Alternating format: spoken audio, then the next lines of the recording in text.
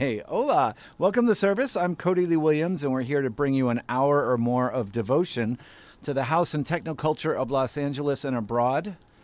I guess since it's been a year or something since our last broadcast. Our last broadcast, guys, was a very special Theo Christmas, and we had Theo and Huggy in the studio. Oh, man. And that was right. The voice you're hearing right now is our guest, and I'm going to bring her on in a minute. She's kind of awesome. I'm really digging this. Those squeals you just heard were actually coming out of me. I'm so excited.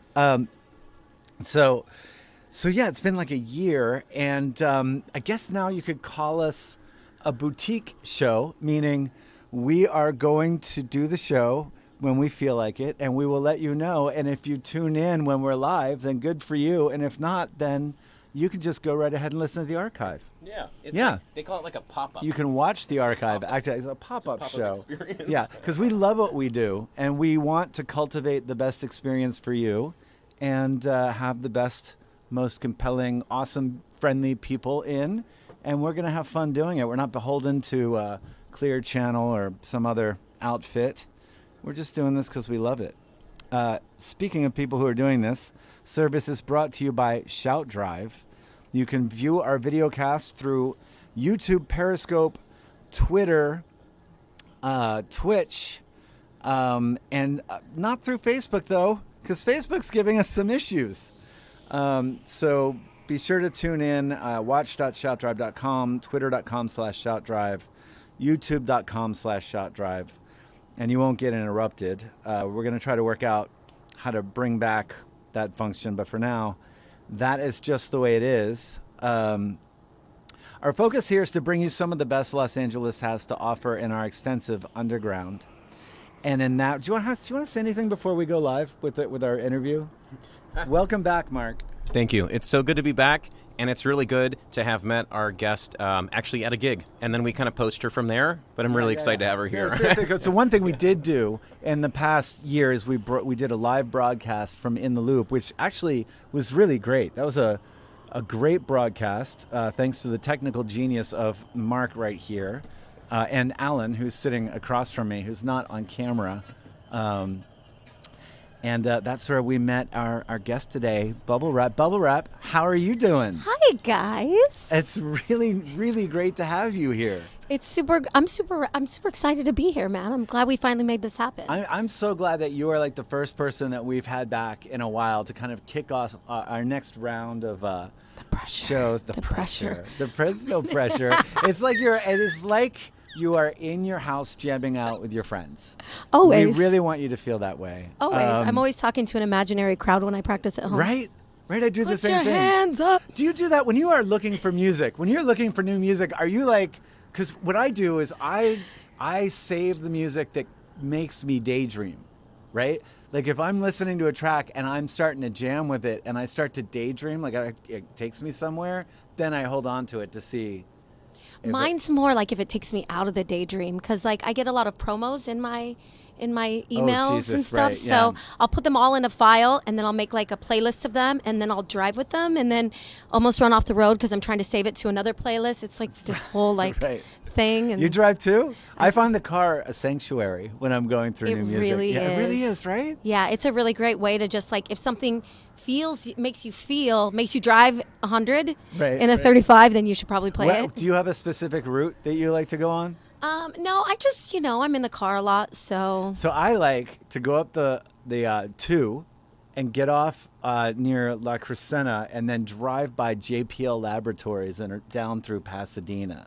Oh, that's a nice drive. Because it's always clear. The 2 is like the only freeway in Los Angeles that there's never traffic. Yeah, for some reason, that is my music listening drive specifically. And it goes by the Rose Bowl and all that. I want to get into your history. You're from the Midwest. Yes, Omaha, Nebraska represent. Woo! Nebraska. Very good. Yes. And you have been doing podcasts and radio of your own for quite some time now. My first job at 14 was I interned at a radio station, and Nice. I was on a morning show at age 20, 21. then I did drugs for a long time, and here we are. I got sober and decided to do music. Welcome to the party. I'm sober 13 years now. You are. High five. High Yes. five. High five. My people. That's awesome. There's a few of us. You can't get to be a 50-year-old DJ and still standing without some sort of reckoning, Yeah. right? Yeah. Without the universe finally Right, telling exactly. you probably shouldn't do that anymore. Maybe, yeah, exactly. That doesn't work. There's only so much people giving you everything you want for free. Yeah, that exactly. You can take, right. So you've been out here for how long now? I've been out here for since 2006, so I've been out here for a really long time in Los Angeles. Nice. It just took me quite a while to sort of get my bearings. I was like messing around, partying a lot, doing the Hollywood scene. How long? It was 7 years ago, you said, or? Yeah, it's actually on the 13th. This weekend is 7.5 years. Do you mind if I get serious? Absolutely. I'm super open book about this. Okay, so this is something that I experienced when I was at the end of my run and I was playing every weekend. It became less like a gift and more like a job. And I was trying to keep up with myself to play for people. It became like something that gave me great anxiety. Okay. Because I would play and then I would get in my car and there would be nothing after that, except for the drugs. Yeah. And I would it's like really isolating. I would get in my little beat up Honda Civic and suddenly there'd be like a few thousand people that I played to and then crickets. Well, for me it was a different experience because I actually didn't start really doing music until I got sober. Right. I had went to school for music in Atlanta in 2004, and then I was doing makeup when I got sober. I hated it. And it was one of those things where I'd always wanted to do music, but I had a bunch of people that were like, "You're too old. You're not. You'll never get it. You don't even know how to play an instrument. Just telling me not to do it. People that I'm not that were like family and close friends, and I no longer have those people in my life anymore.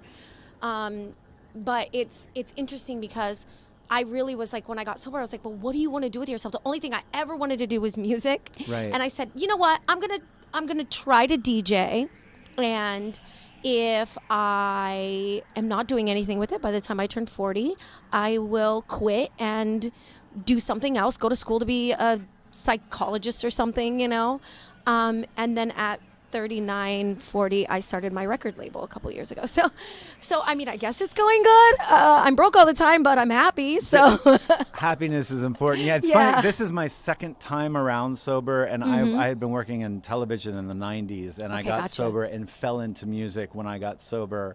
And in 2003, picked up a beer. I had to do a little more experimenting. Yeah, sometimes you just gotta. Yeah. I did too. I got sober and then I relapsed because alcohol wasn't my problem, drugs were. And then of course that went to me doing Molly together as well. Well, I just love the how open you are right now and in talking with me. And I'm super open with people. I feel like there's a tendency in that it's funny, like I'm going to say this because it's sort of relevant to some stuff that's happened to me in my life recently. There's this tendency in the music scene, especially in LA, to try to be cool. Right. And to try to fit in, and I feel like there's a huge part of the scene that's just people that are like, oh, well, I would never play that because that's not underground, or I would never play that because so-and-so didn't do that, or what are you talking about? That's EDM, I don't care. Like for me, I'm not trying to be cool. And this is the thought that I really was thinking about, is that it used to be that we were of service to the dance floor. Right. And now people think that the dance floor is to service of us. No, you just play stuff that gets people moving. It doesn't matter who made it.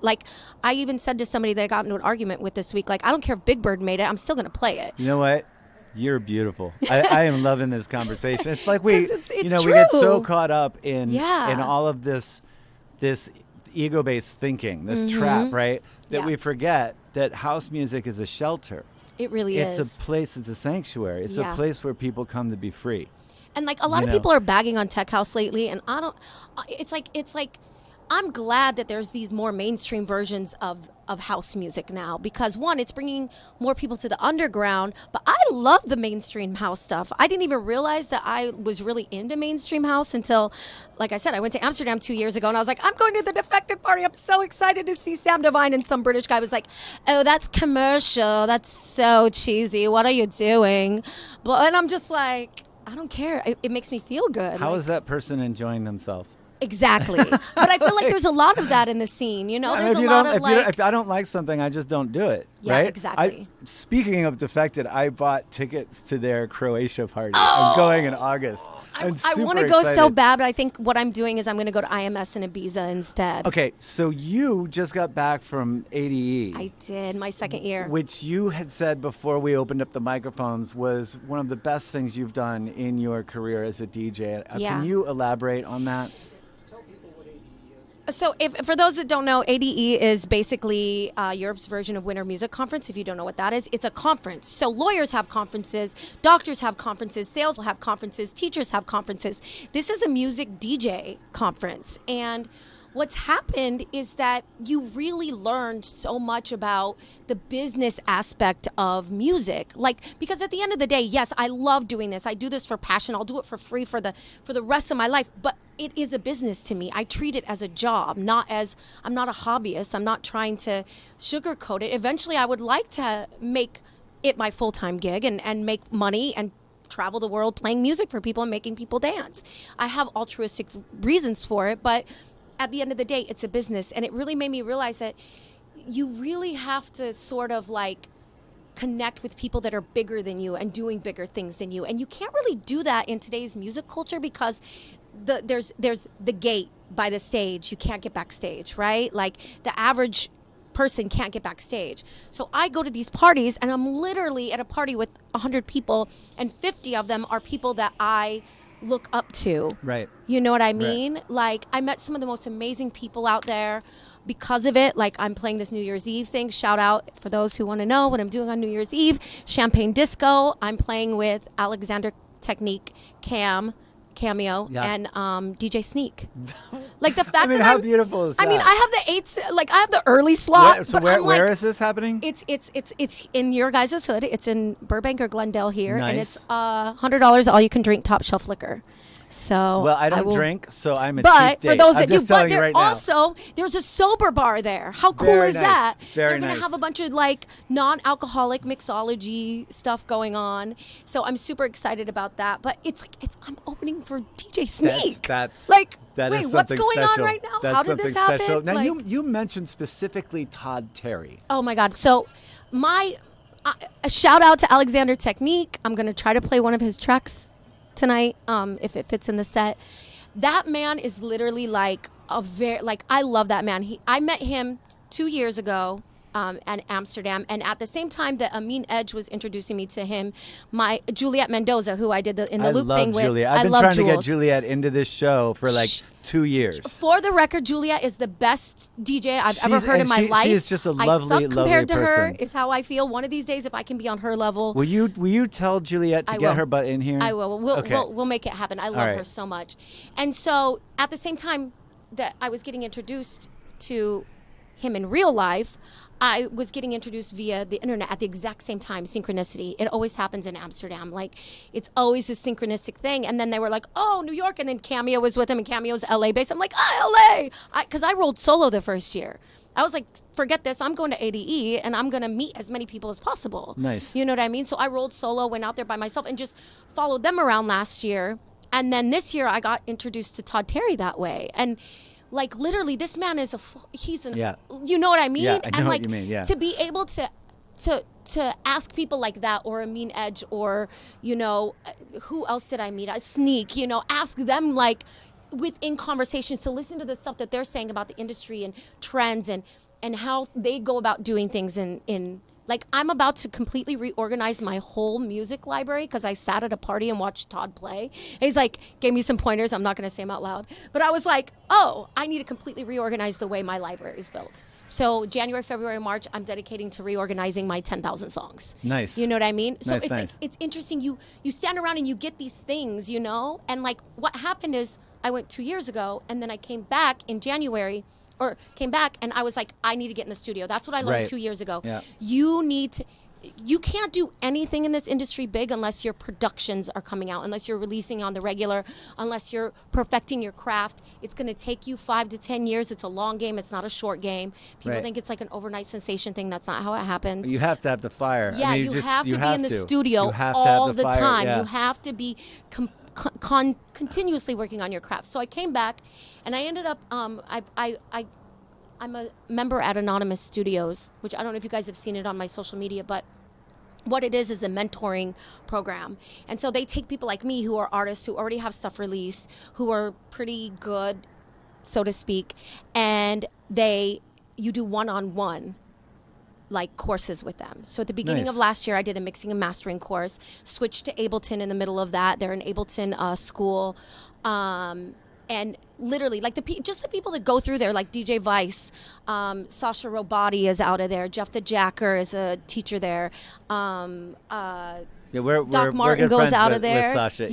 Like all of those guys are in Anonymous. Yeah, and yeah. so being in a working studio that's high tech, learning, taking my craft to the next level, really, like this year when I went to Amsterdam, everyone's like, oh yeah, I actually know what I'm talking about when I'm talking about, dynamic effects and, like delays and, just being able to talk about actual production and sound design. I love everything our show is really hyper focused on showing respect to the people who are making the culture happen on a local level, and it's so vitally important to young producers and people who are new to the industry to hear someone like yourself, because you make this tangible. You make this a real thing that anybody with heart and passion can dedicate their work towards and do. There are real people in here doing it. It's not like there's some magical quality to this huge famous DJ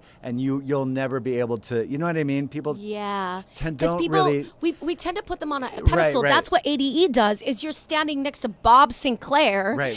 you realize, Bob Sinclair is just a normal ass person. dude. Right, like, exactly. He's just a normal ass dude that's like, hey, cheers, and I'm like, did I just cheers Bob? Like, what universe am I in? You know what I mean? Speaking of production, you have a track that you just released on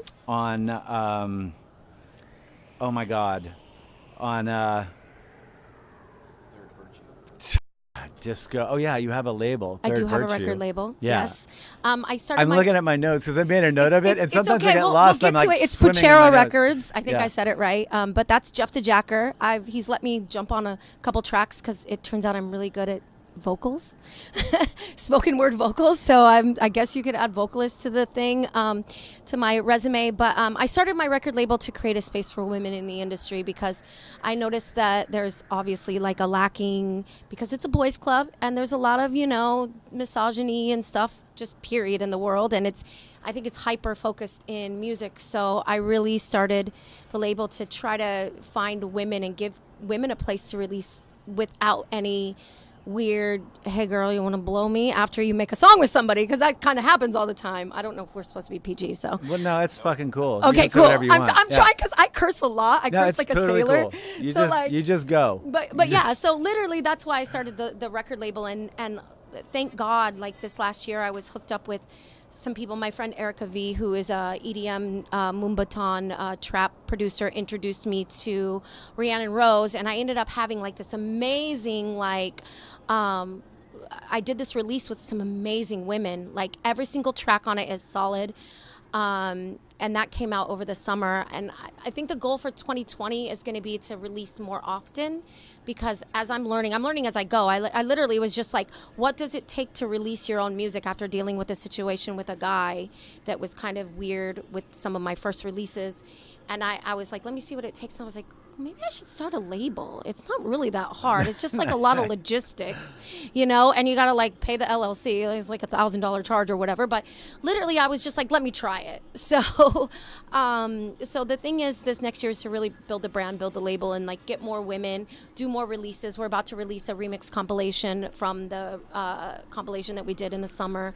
But I really want to focus on singles a lot this year, and just kind of getting more music out. Well, you weren't here warming up. I really loved all the stuff you were throwing out. I can't wait to hear what you're going to play. You have a special first track you're going to drop. Yeah, this is a track. It's not the Puchero Records one, but this is one that I did vocals for Jeff the Jacker. It's on Exploited Ghetto.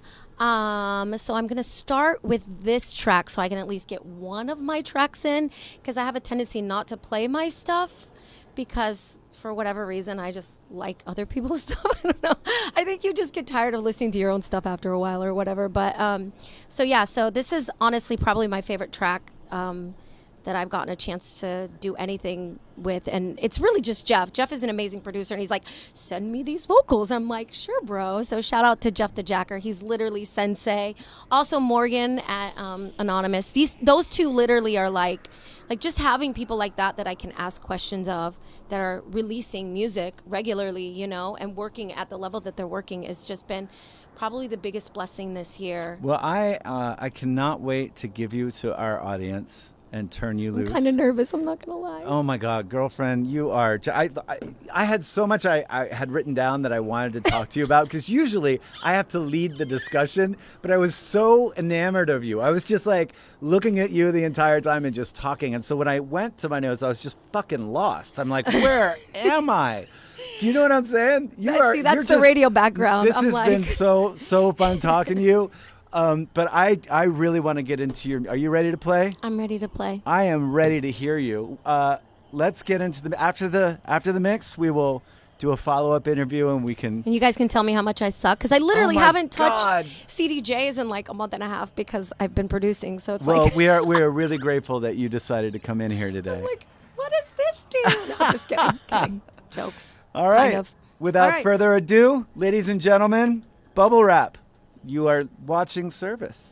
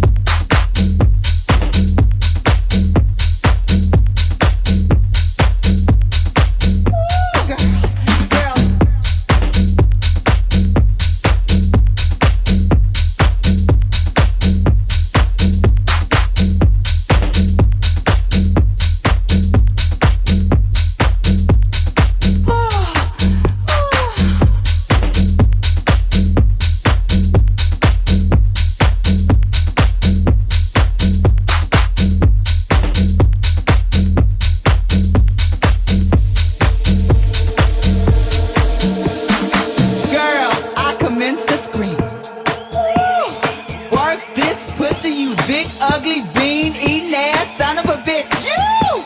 Oh, girl. Wait a minute. Girls, I then changed positions. I put one leg on the ceiling and the other one just across the closet door. Oh, fuck. Oh, just fuck this pussy. Just tear it up like newspaper, cause it ain't built right no way. Oh, shit. Oh, motherfucker, just work this pussy up. Ooh, girls. Girls, then I took it doggy style. Oh, motherfucker. Ooh. Oh. Oh. Oh, motherfucker, just fuck. Oh. Oh. Oh, fuck me, my. Oh, my.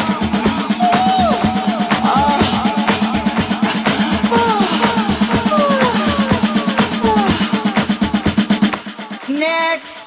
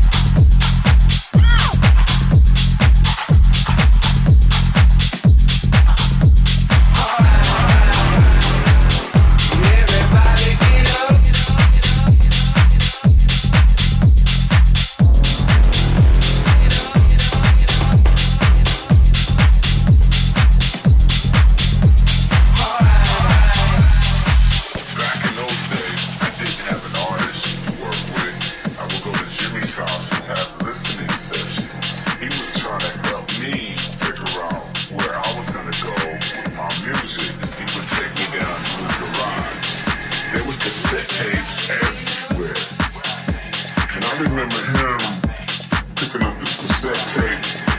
He popped this in, and I was like, what the fuck, and who the fuck is that?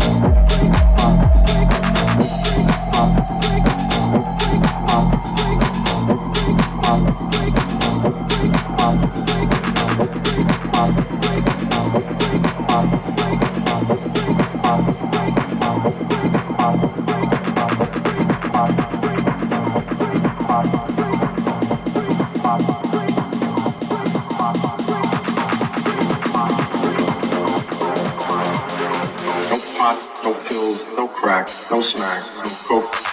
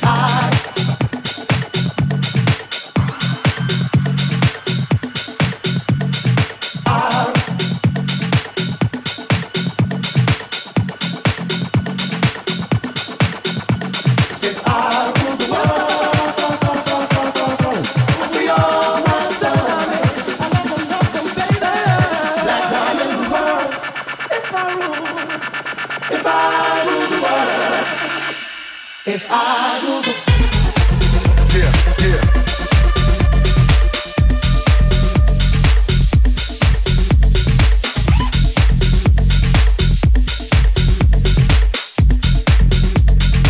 I got you shook if I rule the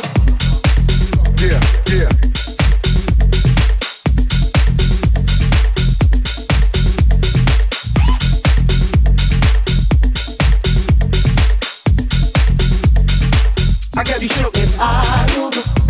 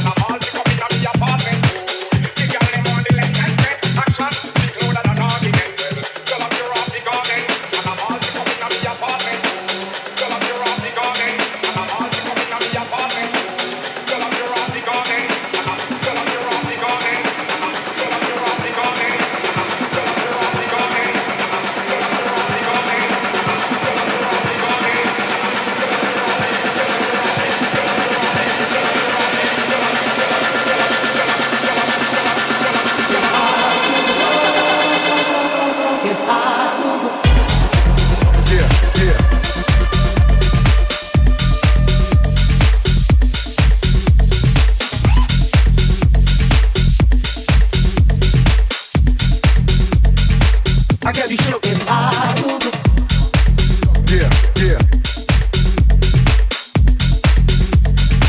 I got you shook 'cause you know I got things.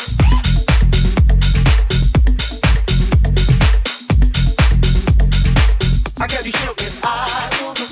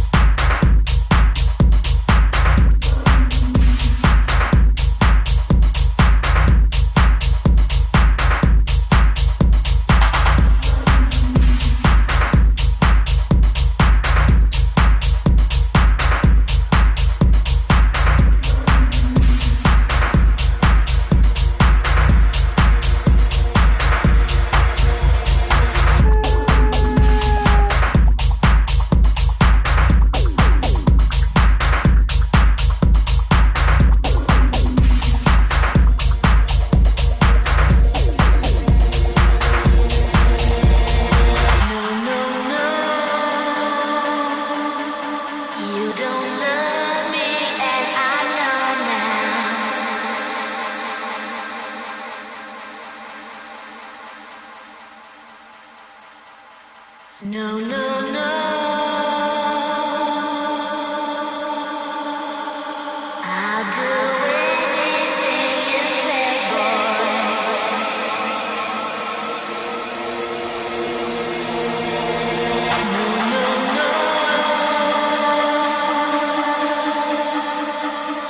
You don't love me, yes I know now.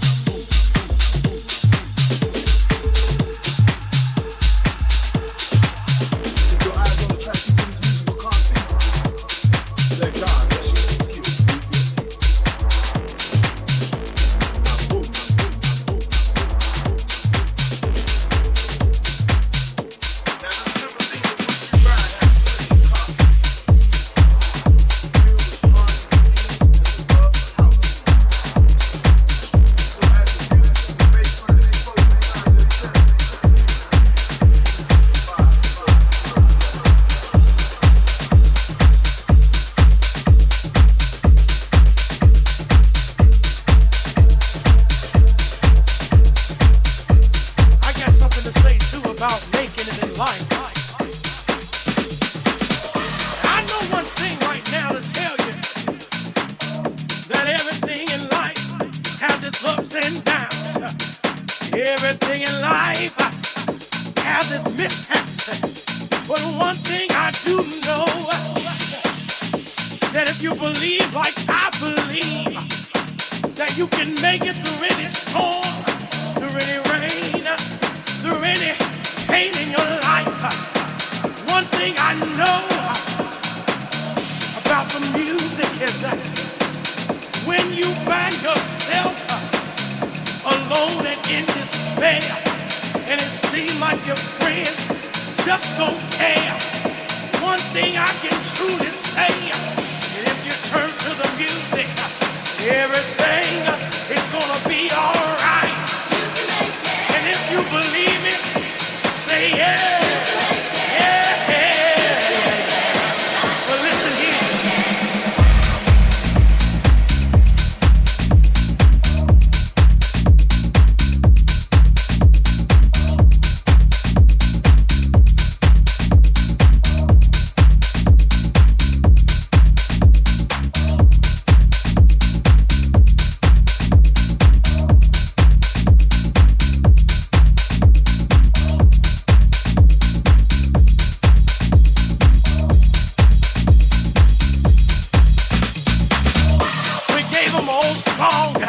And that song said to him, it said, rise up and walk. And one thing about that song is that he kept listening to it. And one thing about the music is that when it gets in you, it makes things that were broke, it fixes it up again. And one thing about the music is when you're down and out, it'll lift you up out of the muck and mire.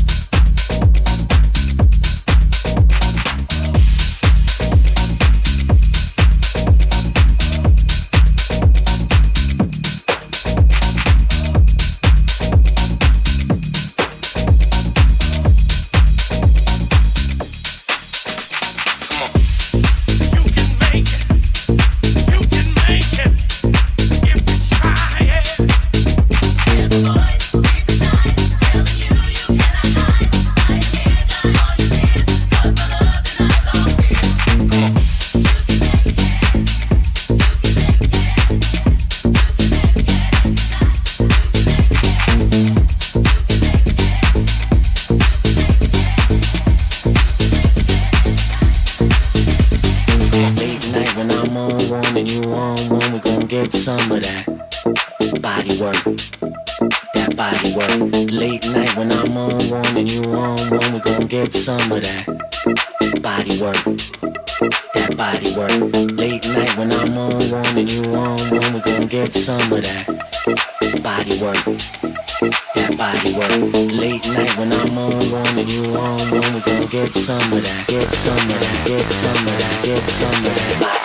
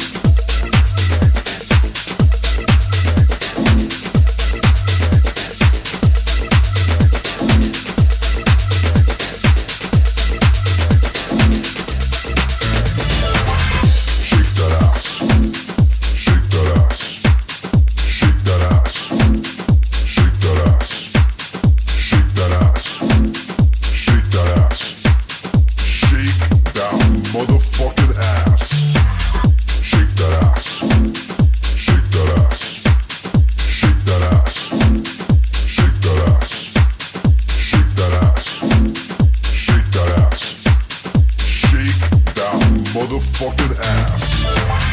Shake that ass. Shake that ass. Shake that ass. Shake that ass. Shake that ass. Shake that ass. Shake that motherfucking ass. Shake that ass. Shake that ass. Shake that ass. Shake that ass. Shake that ass. Shake that ass.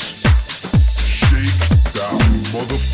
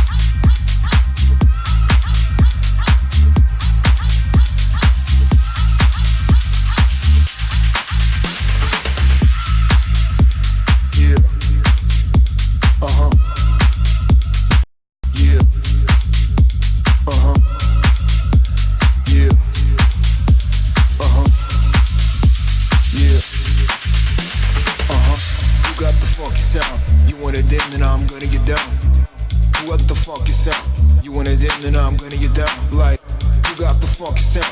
You want it in, then I'm gonna get down like you got the funky sound. You want it in, then I'm gonna get down like you got the funky sound. You want it in, then I'm gonna get down like you got the funky sound. You want it in, then I'm gonna get down like you got the funky sound. You want it in, then I'm gonna get down like you got the funky sound. You want it in, then I'm gonna get down like.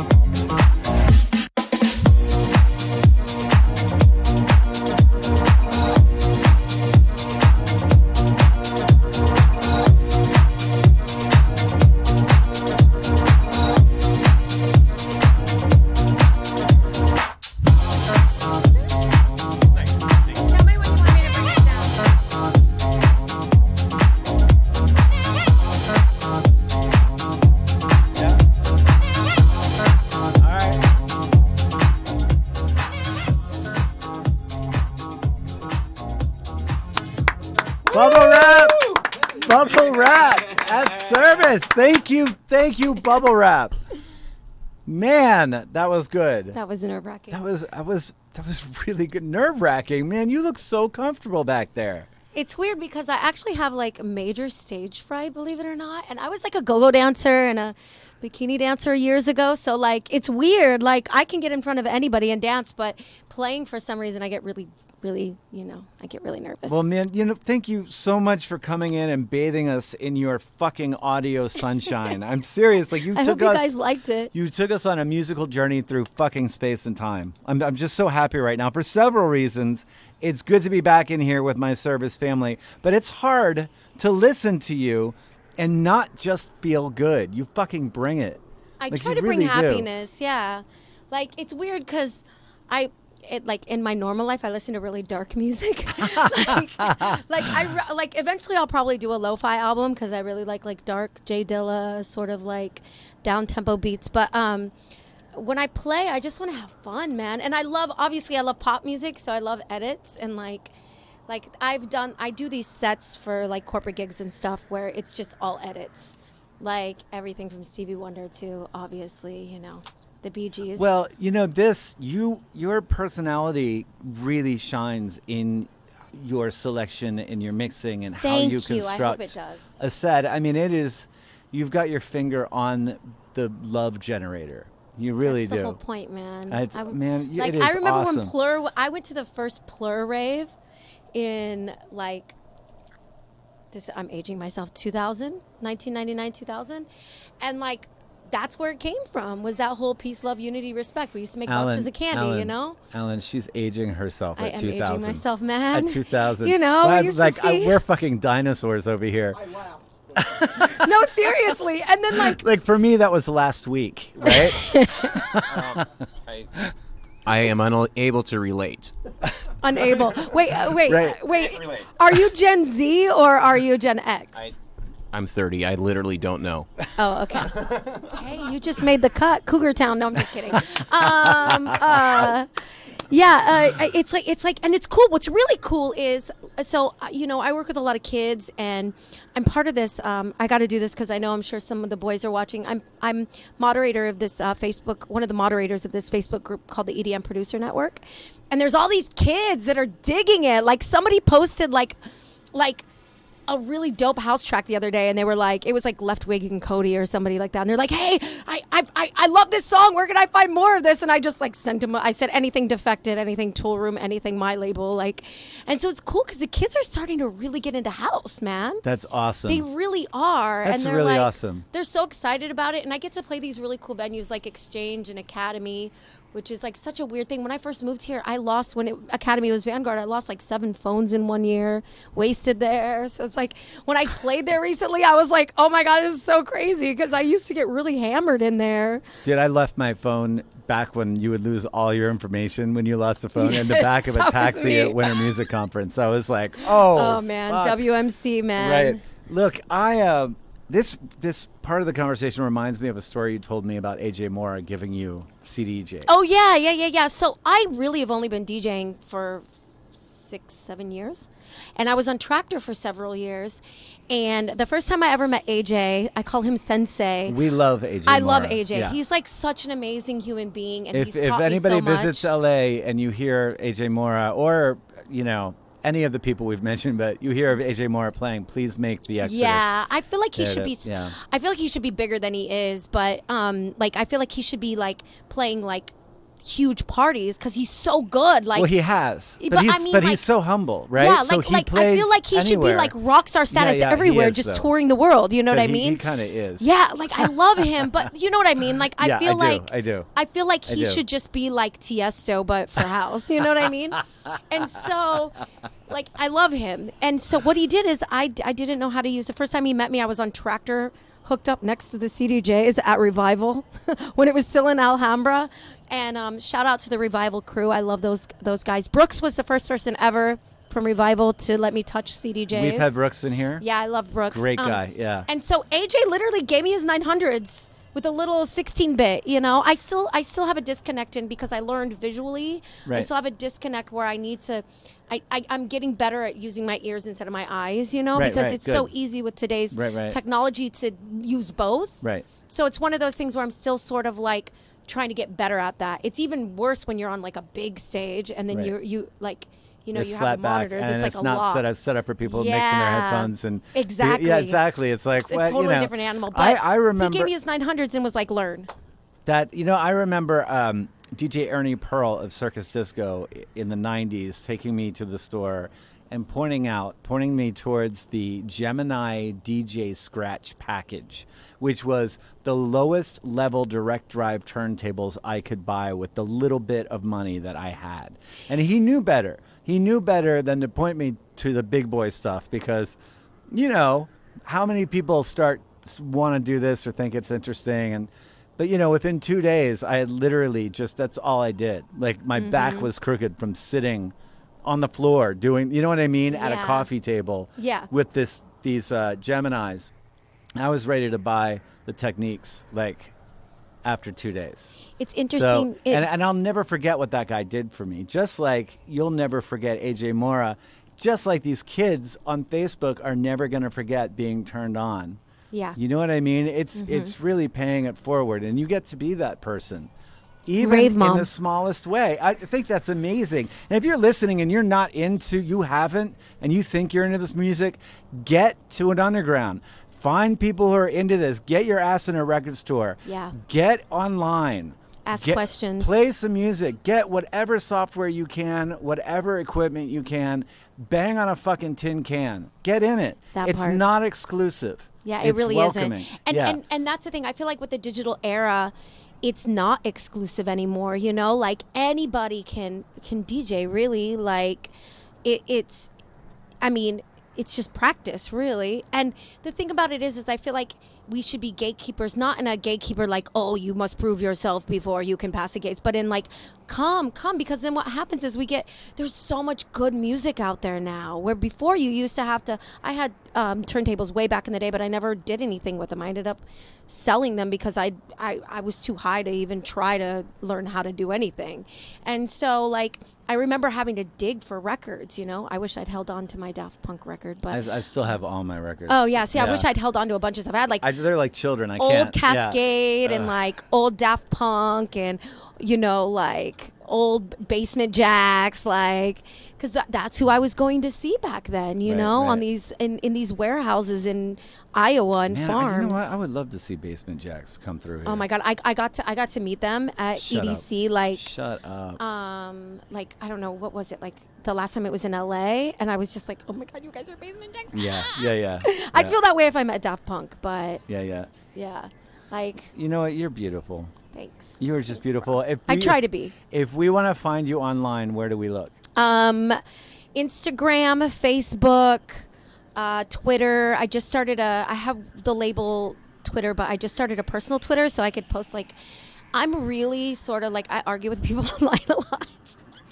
I'm like half pervert, half social justice warrior, like depending on the day, waking up. And Fantastic. so, you know, like I've been like all into the EDM beef lately, which is, I think it's hysterical and really good for our scene because it brings more people to EDM and dance music that have never listened to it before, Have you right? seen the Carnage Oh my controversy? God. Okay, first of all, I got into a huge fight. Did you? On I'm interested Dancing to hear your point. Astronaut I know with a Alan's bunch of like people about it. time, but I want to hear what you have to say about this.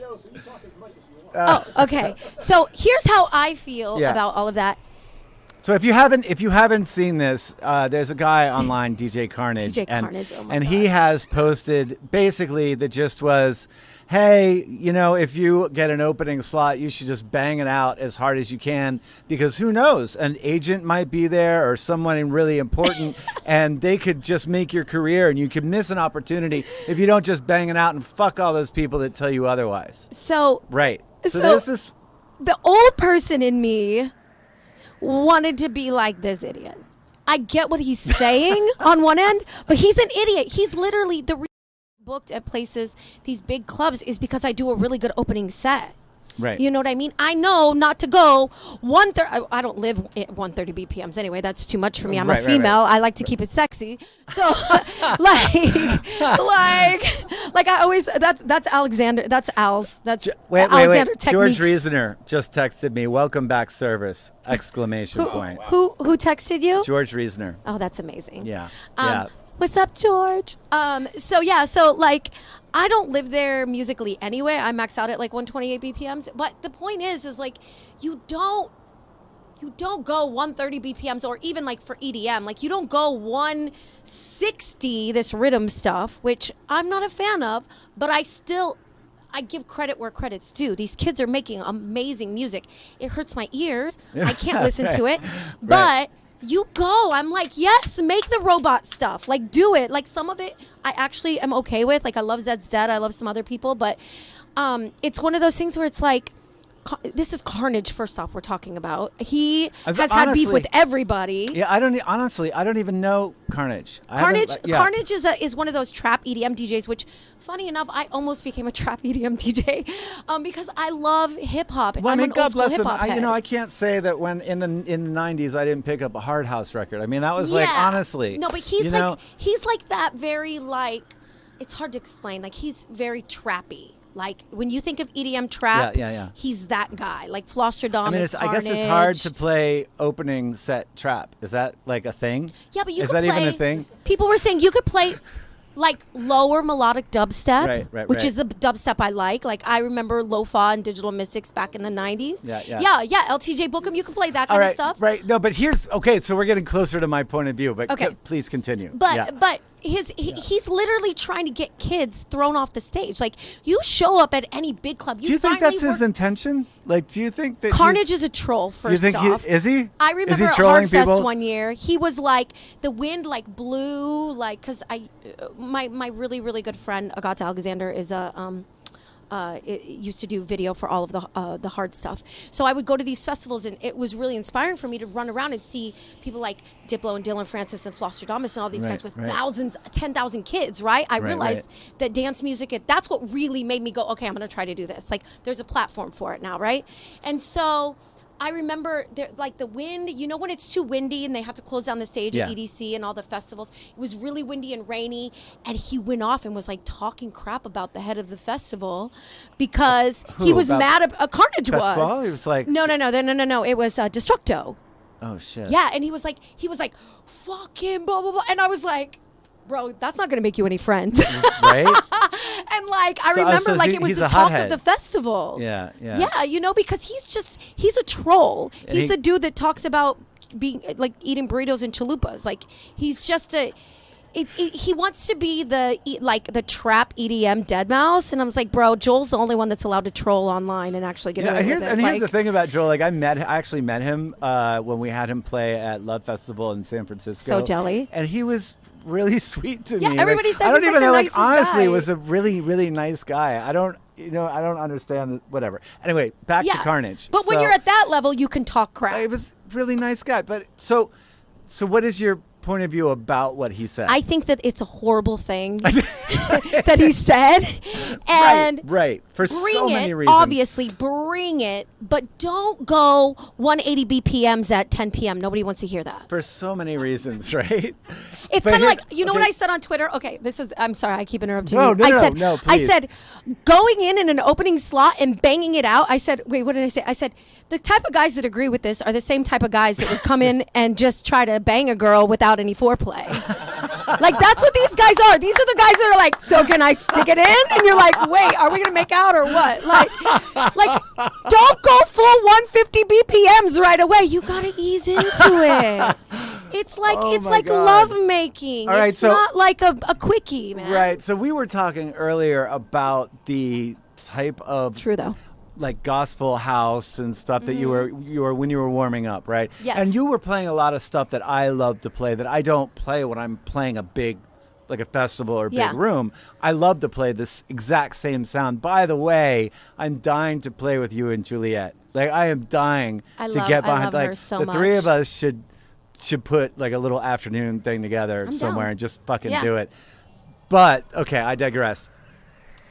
But that that is what I'm chasing, right? As a DJ, I am chasing. That's what hooked me. That's the heroin. That palpable energy that develops in a room. You're getting, yeah, exactly. That's how I'm hooked, right? And it's only developed because the evening is cultivated properly. Yes. Right? It is an arc.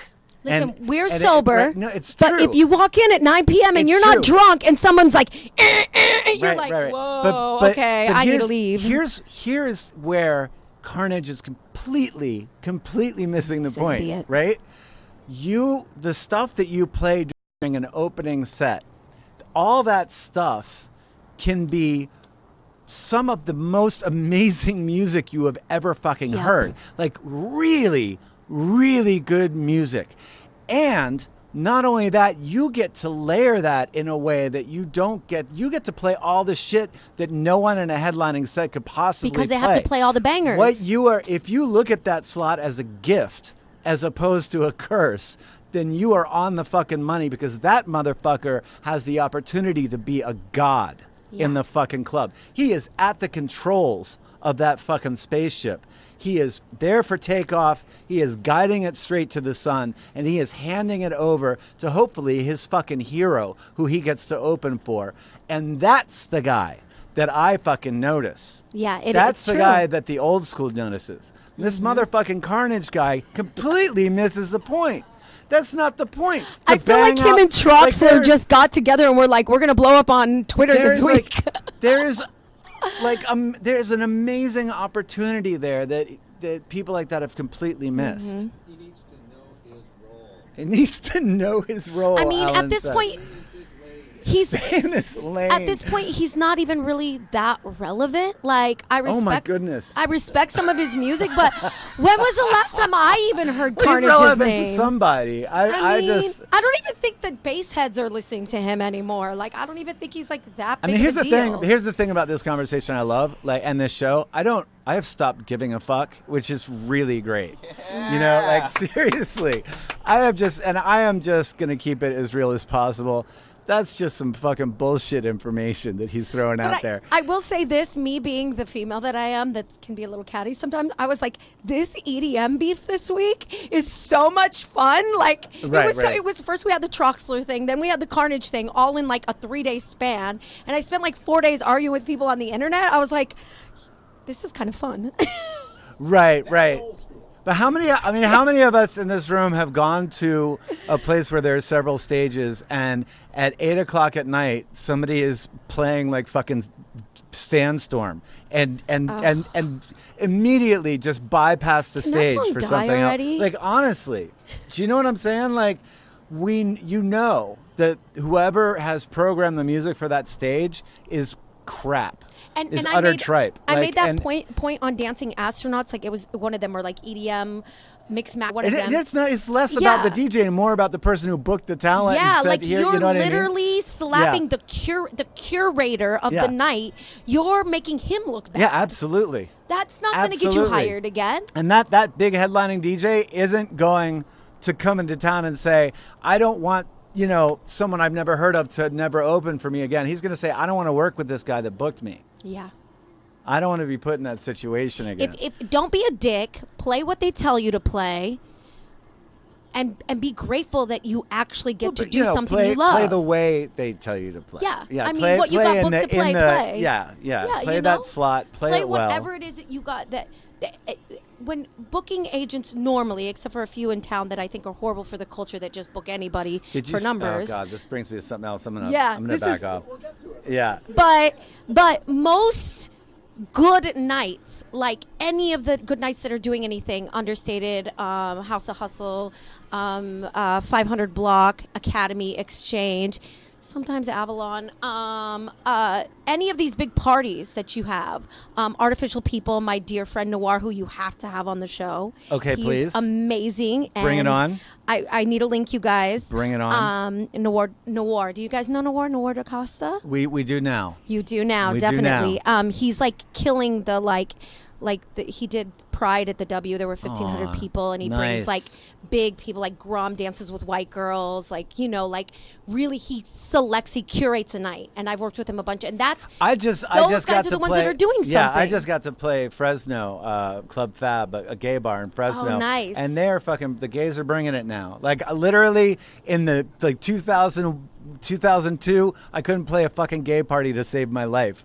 I am gay as fuck, and I am not getting laid at all because I'm not playing it. Because none of them wanted to hear what I was playing. But now there's gays hate techno. There's like all this great shit popping off. Yeah, I feel like have you seen those shirts or hats that say "Make House Gay Again"? Because that's where it came from. Like a lot of people don't realize that it came from like the gay discos. You know what I mean? It came, yeah. So like people don't and now I think the cultures. I feel like finally in the United States the culture's coming. Once again, it was a shelter for everybody, right? So those discos it was that gay people, there are a community that know what it's like to want to be left to be free. Yep. And so they were able to create the space for everyone to come and be free, which is really great. You know what I mean? And a house has its roots in several different pockets, right? In that way.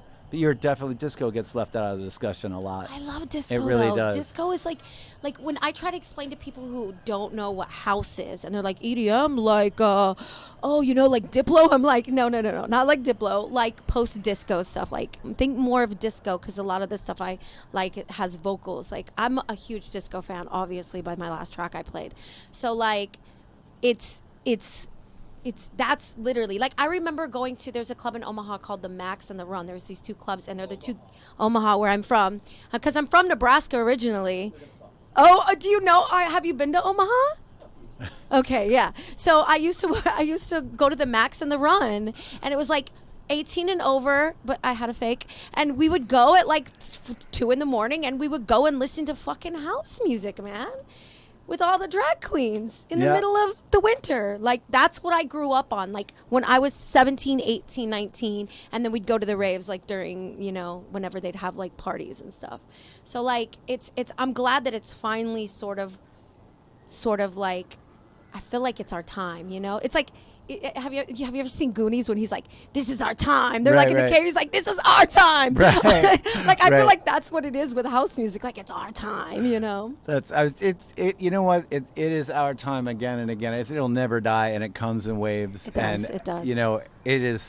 It is an awesome, amazing thing. Bubble Wrap, I could talk to you all fucking night, and I'm sure I will at some point. I hope that you come back and join us again. Absolutely. I would love to bring some of my artists. I would love for you to do that. Yeah, I would love for the girls to come in and play. Please. Like, they're amazing. They're like, I'm just like so blessed to have them. Please. Like, yeah, please. they're beautiful. They look great on camera. So, is there anybody you want to give a shout out to before we shut this down?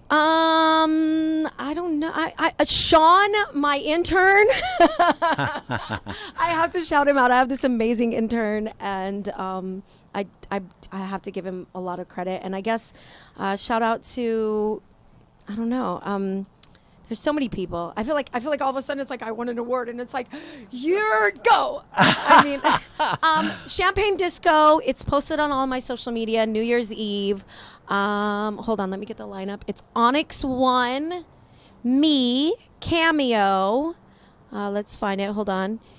DJ Sneak, Alexander Technique, Cameo, me, and Onyx 1-001. That's going to be a good night. It's going to be a really great night. Yeah. I'm super nervous to play with the boys because I'm friends with them, but I've never played with them before. And it's really great. $100, all you can drink, top shelf liquor, thrown by Wham Events. So, nice. Wired AM. Well, you know where to be on New Year's Eve. Yeah, people. New Year's Eve. Hit me up for tickets. I will be the sober girl in the corner surrounded by drunk people. My favorite place to be. Well, Bubble Wrap, thank you so much. Thanks, guys. For coming in. Thank you very, very much. And as always, I'd be remiss if I didn't acknowledge the people who make this show possible. ShoutDRIVE founders Alan, Frida, Mark Moody, who's a tech genius to my right and the man who makes all of this shiny and wonderful. And without these guys, this would not be possible. And a heartfelt thank you to you for joining us here at Service. Everybody watching, you rock my socks, and you make this worthwhile. And, thank you for allowing us to chase our passion. Seriously.